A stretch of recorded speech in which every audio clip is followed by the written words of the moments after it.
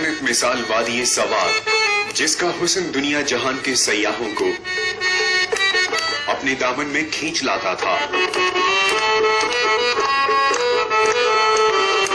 लेकिन अचानक न जाने इस जन्नत को किसकी नजर खा गई और देखते ही देखते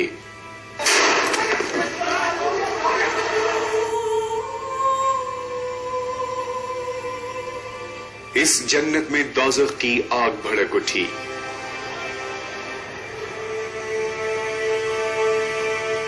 ये आग कैसे भड़की और इस आग को भड़काने के मकासद क्या थे?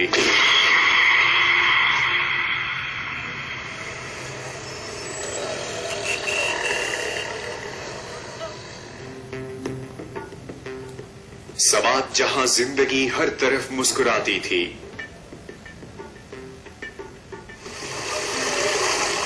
जहां आबशारों और चश्मों से उबलते की हर किसी को महसूस करते थे,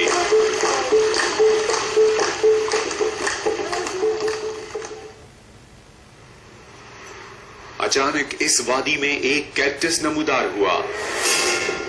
उस कैक्टस को किसी ने तालिबान कहा, किसी ने इंडियन एजेंट, किसी ने अमेरिकन फंडेड, तो किसी ने शरपसंद और दहशतगर्द कहा।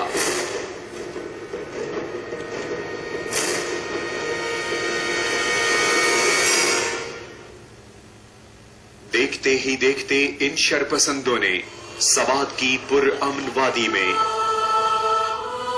खौफो हिरास फैला दिया। सरकारी इमलाक, स्कूलों और अस्पतालों को तबाह कर दिया गया। हद तो ये है कि मसाजिद भी इनके मजालिम से ना बच सकी।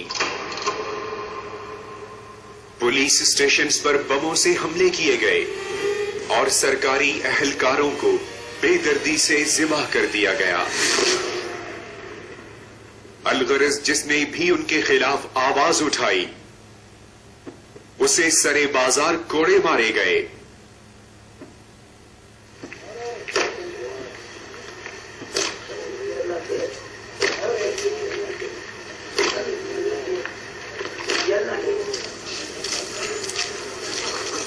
और मैंगोरा के उस चौक पर लटका दिया गया जिसका नाम खूनी चौक है।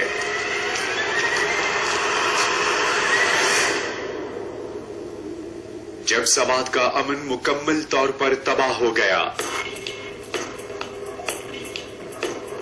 कारोबार बर्बाद हो गया, तो इन दहशतगर्दों ने यहां अपना जंगल का कानून नाफिज किया। इस तमाम खूनी और बेईमाना मजालिम में अफसोस और दुख का पहलू ये सामने आया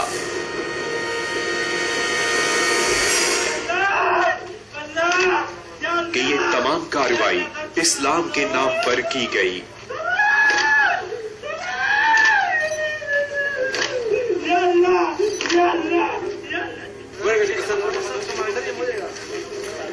इस तरह इन शरपसंदों ने सिर्फ पाकिस्तान ही नहीं बल्कि इस्लाम की तालीमात पर भी बदनुमा दाग लगाया। इस तरह इन शरपसंदों ने साजिश के जरिए इस्लाम और पाकिस्तान को दुनिया भर में बदनाम किया।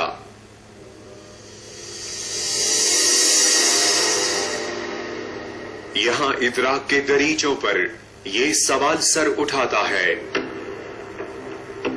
कि अगर ये दहशतगर्द इतने जालिम थे तो मकामी अफराद इस मुल्क दुश्मन और इस्लाम दुश्मन तहरीक में शामिल क्यों हुए?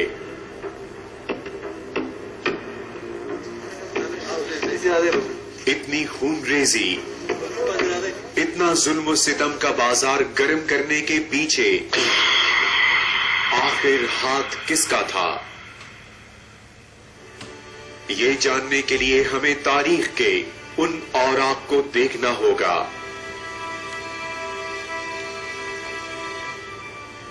जब सवाद का इल्हाक पाकिस्तान से हुआ था,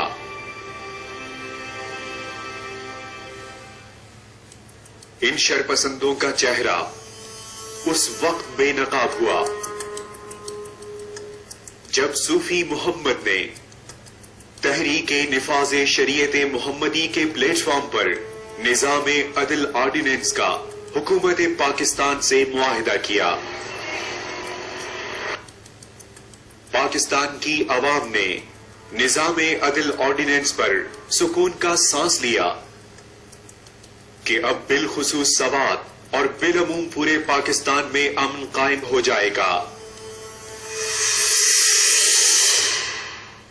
سوات کے بارے میں تھوڑا سا آپ کو سوات کے بیک گراؤنڈ کو سمجھنا ضروری ہے۔ دیکھیے، سوات کی ریاست پاکستان بننے کے بعد بھی بہت طویل عرصے تک یہاں پر والی سوات کا قانون چلتا رہا، اور والی سوات کا جو قانون تھا وہ سادہ قانون تھا، شریعت بیس تھا، قاضی کورٹس تھی وہاں پر۔ 1970s تک سوات کے اندر قاضی کورٹس کا سلسلہ تھا۔ پاکستان کا جو مین سٹریم جوڈیشل سسٹم ہے، ہماری سیشنز کورٹس، ہائی کورٹس کا، یہ نظام سوات میں بہت آخر میں آیا ہے۔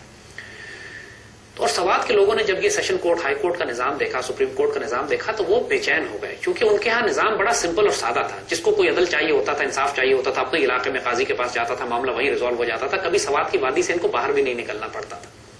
اور جب سے پاکستان کا باقی جوڈیشل سسٹم وہاں پہ جا کے نافذ کیا گیا تو لوگ بھڑک گئے، کیونکہ ظاہر ہے اب لوگوں کو اپنے مقدمات کے لیے کوئی پشاور آنا پڑے، کبھی اسلام آباد آنا پڑے، کبھی لاہور جانا پڑے، اور وہ ایک سادہ نظام جو کئی سو سال سے قاضی بیس چل رہا تھا، وہ نظام ختم کر کے انگریز کا نظام جہاں نافذ کیا گیا، تو ایک بذات خود ریزنٹمنٹ اور غصہ وہاں پہ 70 کی دہائی میں، 80 کی دہائی میں بڑا عروج پہ پہنچ رہا تھا۔